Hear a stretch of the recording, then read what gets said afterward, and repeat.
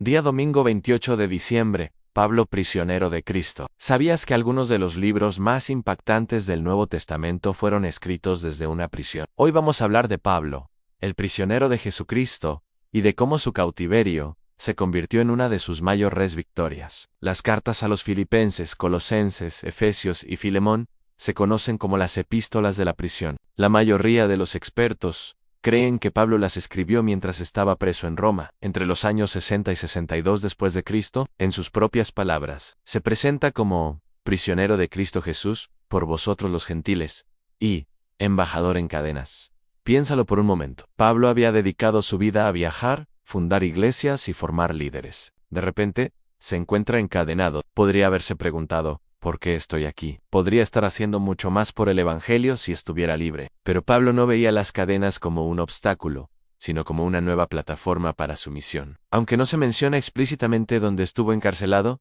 hay pistas que apuntan a Roma. Habla del pretorio y de cómo toda la guardia pretoriana llegó a conocer el Evangelio a través de él. Imagina eso, los soldados de élite que protegían al emperador, escuchando día tras día el mensaje de salvación. Además, envía saludos de los creyentes de la casa de César, lo que indica que su influencia había llegado hasta el mismo corazón del imperio. La historia de Pablo nos enseña una lección poderosa. ¿Cómo podemos sacar lo mejor de las situaciones difíciles? No siempre es fácil, ¿verdad? A menudo nos sentimos limitados por nuestras circunstancias.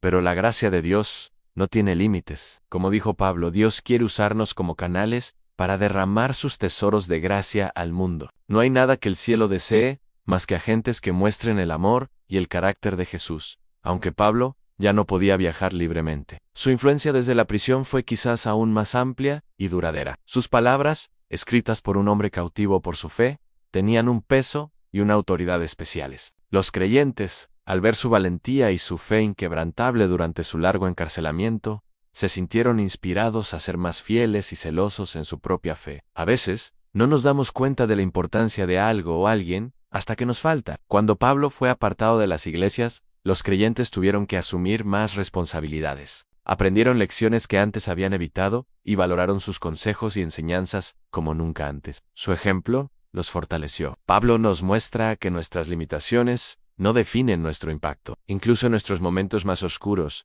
cuando nos sentimos atrapados o impotentes, Dios puede usarnos de maneras que nunca imaginamos. Él puede transformar nuestras prisiones personales en púlpitos, nuestras cadenas en canales de bendición. Pablo anhelaba presentar las inescrutables riquezas de Cristo, un tesoro de gracia ofrecido a todos. Y nos dice que mientras más busquemos a Dios, más descubriremos de esas riquezas. Llegaremos a poseerlas y a entender la profundidad del sacrificio de Jesús y su poder para presentarnos perfectos ante Él. Padre, la próxima vez que te sientas limitado por tu circunstancia, recuerda a Pablo en tu situación. No es el final de la historia, es una oportunidad para que el poder y la gracia de Dios se manifiesten de una manera nueva y sorprendente. Gracias por acompañarnos en la parte del domingo. Si te ha gustado este video, no olvides darle like, suscribirte y activar la campanita para no perderte ningún comentario. Continuamos. Continuando con la parte del día lunes 29 de diciembre con el siguiente título, Pablo encadenado. Hoy vamos a hablar de alguien que conoció muy bien esa sensación, el apóstol Pablo. Su vida no fue nada fácil. De hecho, pasó mucho tiempo encarcelado. La primera vez que lo metieron preso fue en Filipos, en Macedonia. Más tarde, lo arrestaron en Jerusalén y de ahí lo trasladaron a Cesarea. Incluso cuando estuvo bajo arresto domiciliario en Roma, no estaba solo, lo vigilaba un soldado romano de élite. Imagina esa situación. Ignacio de Antioquía, otro cristiano que vivió algo parecido, describió a esos guardias como bestias salvajes que, cuanto más amablemente se los trata, peor se comportan. No suena muy agradable, ¿verdad? A pesar de todo esto, Pablo tenía una perspectiva increíble. En una de sus cartas, él mismo lo explica de una manera que te deja pensando. Dice: pero tenemos este tesoro en vasos de barro, para que la excelencia del poder sea de Dios y no de nosotros. ¿Qué significa esto? Que aunque se sentía débil, como una simple vasija de arcilla, sabía que el poder que lo sostenía no era suyo, sino de Dios. Y continúa diciendo: estamos atribulados en todo, mas no angustiados; en apuros, mas no desesperados; perseguidos, mas no desamparados; derribados, pero no destruidos. ¡Qué declaración tan poderosa! A pesar de los ataques más feroces, de sentirse derribado, sabía que no estaba solo ni destruido. Veía el lado bueno de las cosas y eso le daba el valor para seguir adelante. Es muy fácil para nosotros mirar nuestros problemas, nuestras debilidades o nuestros fracasos y sentirnos desanimados. Pero justo en esos momentos, necesitamos recordar los recursos que Dios nos ha dado. Uno de los más importantes es la Biblia, la palabra de verdad. Ahí podemos aprender de las historias de otros, ver sus errores y, lo más importante, cómo encontraron la victoria. Además, tenemos la ayuda del Espíritu Santo, que nos purifica el corazón y nos da la fuerza para vencer las malas inclinaciones. Cristo nos dio su Espíritu como un poder divino para que podamos reflejar su carácter. A lo largo de la historia, incluso en las épocas más oscuras, siempre ha habido personas que vivieron en comunión con Dios. Hombres y mujeres de gran intelecto y con una misión clara, desarrollar un carácter justo y ser un ejemplo para las futuras generaciones. La Biblia nos cuenta de algunos, como Enoc, que mantuvo su fe en medio de una generación corrupta, o Noé y su familia, que se mantuvieron firmes frente a una sociedad degradada. Piensa en los hijos de Israel, esclavos aterrorizados frente al Mar Rojo, que resistieron al ejército más poderoso del mundo. O David, un simple pastorcillo, que se enfrentó a un rey dispuesto a todo por no ceder su poder. La lista sigue y sigue. Sadrac y sus compañeros en el horno de fuego. Daniel en el foso de los leones. Jesús en la cruz, enfrentando el poder político y religioso de su tiempo. Y por supuesto, Pablo, encadenado, esperando la muerte como un criminal, mientras Nerón, el déspota, gobernaba un imperio. Estos ejemplos no se quedan solo en la Biblia. La historia está llena de ellos. Los valdenses, los hugonotes, Wycliffe, Lutero, y muchísimos más, dieron testimonio del poder de la palabra de Dios contra el poder humano que apoya el mal. Ellos son la verdadera nobleza del mundo, la verdadera realeza, y hoy, los jóvenes son llamados a ocupar su lugar. Volvamos a la experiencia de Pablo en prisión. Justo cuando parecía que su trabajo era más necesario, cuando la iglesia sufría persecución, él estaba encadenado. Parecía que no podía hacer nada, pero fue precisamente en ese momento cuando el Señor obró de maneras sorprendentes. No fueron sus sermones lo que llamó la atención de la gente en el palacio real, fueron sus cadenas. Su cautiverio se convirtió en una forma de conquista para Cristo. La paciencia y la humildad con las que soportó su injusto encierro hicieron que la gente se fijara en su carácter. Y lo más increíble es que, al final de su vida, cuando enviaba su último mensaje, incluía saludos de los nuevos creyentes que vivían nada menos que en la casa de César. La historia de Pablo nos enseña que, incluso en nuestras peores circunstancias, cuando nos sentimos más débiles e impotentes, Dios puede obrar de las maneras más inesperadas. Nuestras cadenas, nuestras dificultades, pueden convertirse en el testimonio más poderoso. Gracias por acompañarnos en la parte del día lunes. Si te ha gustado, no olvides darle like y suscribirte para más contenido como este. Continuamos. Día martes. Pablo en Filipo. ¿Alguna vez te has sentido desviado de tu camino, solo para descubrir que estabas siendo guiado hacia algo más grande? Esa es la historia del apóstol Pablo y su llegada a Europa, un momento que cambiaría la historia para siempre. Durante su segundo viaje misionero, Pablo, acompañado por Silas y el joven Timoteo, intentaba predicar en Asia Menor, pero sentían una y otra vez que el Espíritu Santo se lo impedía. Estaban en una encrucijada, sin saber a dónde ir. Entonces, una noche, Pablo tuvo una visión. Un hombre de Macedonia le suplicaba: «Pasa a Macedonia y ayúdanos». Sin dudarlo, se dirigieron al puerto y navegaron hacia un nuevo continente. Su destino, Filipos. Y esta elección no fue casualidad. Pablo era un estratega brillante. Filipos no era cualquier ciudad. Era una colonia romana de primer nivel, la principal ciudad de la provincia de Macedonia. Gozaba de privilegios únicos, como si fuera una ciudad en Italia. Era un centro neurálgico, conectado por la Vía Egnatia, la gran autopista que unía Roma con Oriente. Establecer una iglesia fuerte aquí significaba que el evangelio podría extenderse como un reguero de pólvora por toda la región. Su primer encuentro significativo no fue en una sinagoga, sino junto a un río. Allí encontraron a un grupo de mujeres orando, entre ellas Lidia, una exitosa vendedora de púrpura. Al escuchar a Pablo, su corazón se abrió y ella, junto con toda su casa, se convirtió en la primera creyente de Europa, ofreciendo su hogar como base para la misión. Pero el camino no sería fácil. La predicación de Pablo trajo consigo persecución. Él y Silas fueron arrestados, azotados brutalmente y arrojados a lo más profundo de una cárcel,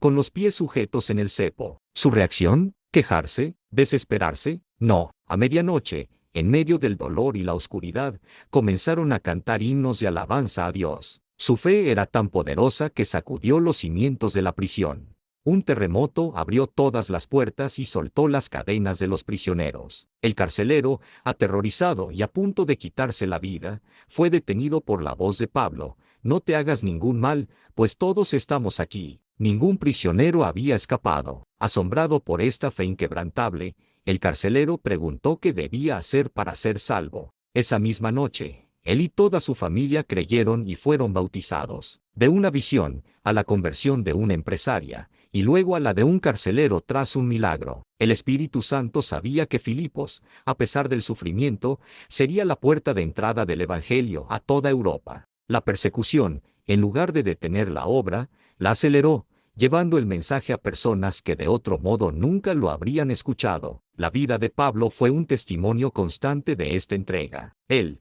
un intelectual de altísimo nivel, no dudaba en trabajar con sus propias manos, fabricando tiendas para su sustento. Viajó incansablemente, enfrentando peligros de todo tipo, en ríos, desiertos, ciudades y en el mar. Sufrió hambre, frío y traiciones. Como él mismo dijo: «Nos maldicen, y bendecimos. Padecemos persecución, y la soportamos». Vivía como entristecido, mas siempre gozoso; como pobre, mas enriqueciendo a muchos; como no teniendo nada, mas poseyéndolo todo. Encontraba alegría en el servicio, y al final de su increíble vida, pudo mirar atrás y declarar con convicción: «He peleado la buena batalla». La historia de Pablo en Filipos nos enseña que a veces, los mayores obstáculos son en realidad las puertas a nuestras más grandes misiones. Nos recuerda que la fe genuina no solo soporta la adversidad, sino que brilla con más fuerza en medio de ella. Gracias por acompañarnos en este estudio. Si te ha gustado este comentario, no olvides darle me gusta,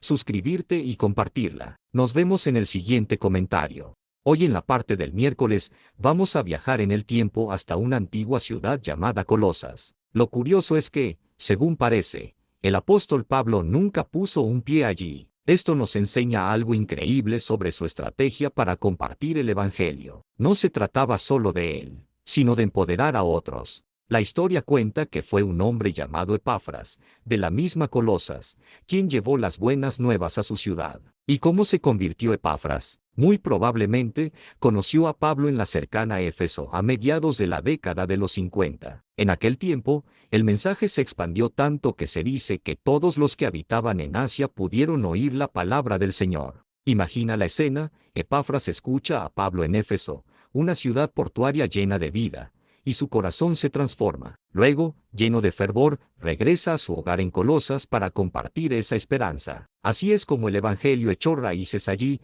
no directamente por Pablo, sino por sus conversos. Es un ejemplo perfecto de cómo una sola chispa puede encender un gran fuego. Colosas, aunque no tan famosa como otras ciudades, tenía sus propios desafíos. Había una comunidad judía considerable, pero también, como en muchas ciudades romanas, la adoración a múltiples dioses era la norma. Para los nuevos cristianos, vivir su fe en medio de tantas influencias paganas no era nada fácil. Mantenerse fieles al Evangelio puro era una lucha diaria. En esta comunidad también encontramos a Filemón, otro personaje clave que probablemente se convirtió en la misma época que Epafras. Conocemos su historia por la carta que Pablo le escribió sobre Onésimo, su esclavo fugitivo. Pablo, aunque la ley le obligaba a devolver a Onésimo, apela al corazón de Filemón. Le pide que lo reciba no como a un esclavo, sino como a un hermano en Cristo. Este gesto, en una sociedad que normalizaba la esclavitud, era revolucionario. Nos muestra cómo la fe puede transformar las relaciones humanas más fundamentales. Pablo sabía que los creyentes de Colosas estaban en peligro, rodeados de costumbres y filosofías que los podían alejar de la sencillez del Evangelio. Necesitaban un ancla. Por eso les escribió: «De la manera que habéis recibido al Señor Jesucristo, andad en él, arraigados y sobreedificados en él, y confirmados en la fe». Su mensaje era claro: Cristo es el centro, el fundamento inamovible. Jesús mismo ya había advertido que surgirían engañadores y que por su causa el amor de muchos se enfriaría. Pablo repitió esta advertencia una y otra vez. Les dijo que el mayor peligro no eran las persecuciones externas, sino los falsos maestros que se infiltraban en la iglesia. Aceptar sus ideas era abrir la puerta a errores que podían debilitar la fe de los nuevos conversos. La norma para probar cualquier doctrina era Cristo, Cristo crucificado, resucitado y ascendido. Esa era la ciencia de la salvación que debían aprender y enseñar. Y estas advertencias no son solo para el pasado, son increíblemente relevantes para nosotros hoy. Así como en tiempos de los apóstoles se intentaba socavar la fe con tradiciones y filosofías humanas, hoy el enemigo usa otras tácticas. Ideas como la alta crítica que analiza la Biblia hasta despojarla de su poder divino, el espiritismo que nos dice que el deseo es la ley suprema, o el panteísmo. Estas corrientes de pensamiento pueden convertir la Biblia en una lámpara sin aceite, quitándole su capacidad de guiar, elevar e inspirar nuestras vidas. Por eso, hoy más que nunca, necesitamos el poder de una vida más elevada, más pura, más noble. La carta a los Colosenses está llena de lecciones valiosísimas. Nos muestra que debemos renunciar a todo lo que nos impida avanzar en el camino y revelar en nuestro día a día misericordia, bondad, humildad y el amor de Cristo. En esta búsqueda del ideal de Dios, no debemos desesperarnos. La perfección moral y espiritual nos es prometida a todos a través de la gracia y el poder de Cristo. Él es la fuente de nuestro poder, el origen de la vida. Nos lleva a su palabra, a ese árbol de vida cuyas hojas sanan nuestras almas. Nos guía al trono de Dios y nos enseña a orar, conectándonos íntimamente con Él. A cada paso que damos, podemos sentir su poder viviente actuando a nuestro favor. Gracias por acompañarme en la parte del miércoles. Si te ha gustado, no olvides darle like, suscribirte y compartirlo. Nos vemos en el próximo comentario.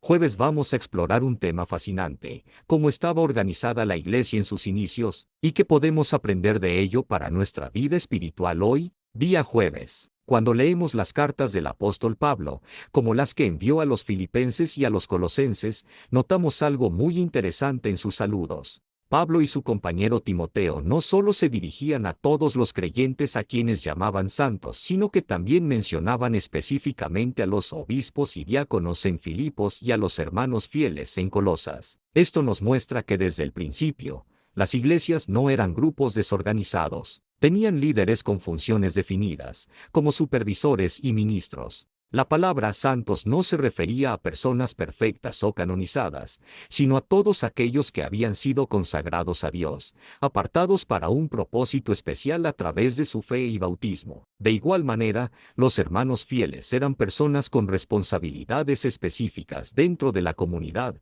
colaboradores clave en la misión. Para Pablo, establecer una estructura de liderazgo era una estrategia fundamental. Él no solo se enfocaba en evangelizar, sino también en asegurar que las nuevas comunidades tuvieran líderes capacitados para continuar la obra y cuidar de los creyentes. Esto permitía que el evangelio se expandiera de manera sostenible. Este modelo de organización no era nuevo. Ya en la iglesia de Jerusalén, los apóstoles habían establecido oficiales para atender las necesidades de la comunidad, como vemos en el libro de Hechos. Esta estructura servía de ejemplo para las iglesias que surgían en otros lugares. Curiosamente, los pioneros adventistas del siglo XIX se inspiraron en este modelo bíblico. Jaime White, por ejemplo, afirmó que el orden del Nuevo Testamento era suficiente para organizar la Iglesia de Cristo, sin necesidad de añadir nada más. Es un testimonio del valor y la vigencia de la organización eclesiástica basada en la palabra de Dios. Pero Pablo no solo se preocupaba por la estructura, su mayor anhelo era el crecimiento espiritual de cada creyente. En su carta a los Colosenses, oraba para que fueran llenos del conocimiento de la voluntad de Dios, con sabiduría e inteligencia espiritual. Quería que vivieran de una manera digna del Señor, dando fruto en toda buena obra y creciendo en el conocimiento de Dios. Él deseaba que fueran fortalecidos con todo poder para tener paciencia y longanimidad. A los efesios, les habló de los increíbles privilegios que tenemos como hijos de Dios. Les animaba a ser fortalecidos en su interior por el Espíritu Santo, a estar arraigados en amor y a comprender la inmensidad del amor de Cristo, un amor que supera todo entendimiento. Su oración culminaba con un deseo profundo, que fueran llenos de toda la plenitud de Dios. Esto nos muestra las alturas de la perfección que podemos alcanzar por la fe, cuando confiamos en las promesas de nuestro Padre Celestial. Gracias a Jesús, tenemos acceso directo al trono del poder infinito. El apóstol nos recuerda que si Dios entregó a su propio Hijo por nosotros, ¿cómo no nos dará también, con Él, todas las cosas? Nosotros también podemos participar de la plenitud del Espíritu que el Padre le dio a Jesús. A través de Cristo, nos convertimos en hijos de Dios, y Él no se avergüenza de llamarnos hermanos. Nuestra vida cristiana está llamada a ser una vida de fe, de victoria y de gozo en Dios.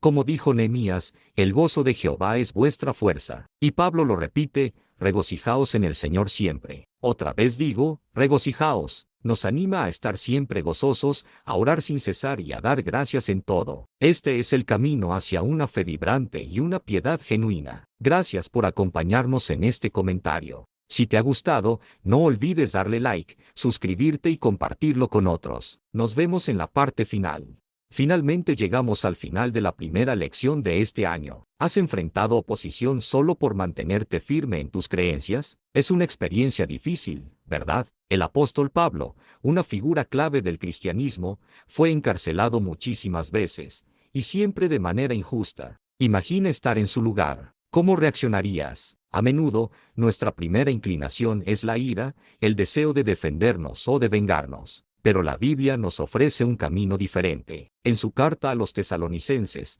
Pablo nos recuerda que Dios nos ha escogido para salvación mediante la santificación del Espíritu y la fe en la verdad.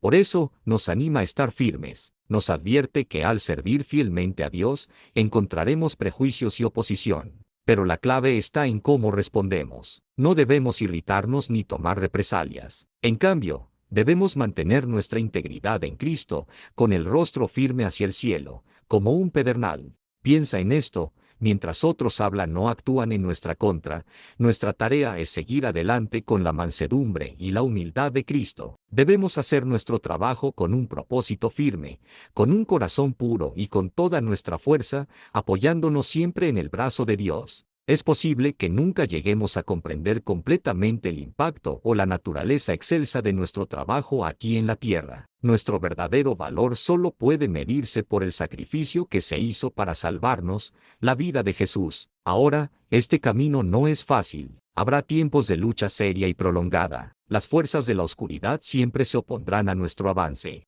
Pero aquí viene la promesa más poderosa: cuando buscamos la gracia en la cruz de Cristo, no podemos fracasar. El propio Redentor nos asegura, nunca te dejaré ni te desampararé. Yo estoy contigo todos los días, hasta el fin del mundo. Esta no es una promesa vacía. Es el ancla para nuestra alma en medio de la tormenta. En los primeros siglos de la Iglesia, un líder llamado Tertuliano dijo algo impactante sobre la persecución: nos hacemos más numerosos cada vez que nos cosechan, la sangre de los cristianos es semilla. Esto muestra cómo, a veces, la adversidad puede fortalecer y expandir la fe. Sin embargo, también es cierto que en otros momentos y lugares, la persecución ha dificultado enormemente la obra de la Iglesia. Esto nos lleva a una pregunta importante: ¿cómo podemos apoyar a nuestros hermanos y hermanas que sufren hoy por su fe en todo el mundo? Podemos orar por ellos, crear conciencia sobre su situación y apoyar a las organizaciones que les brindan ayuda directa.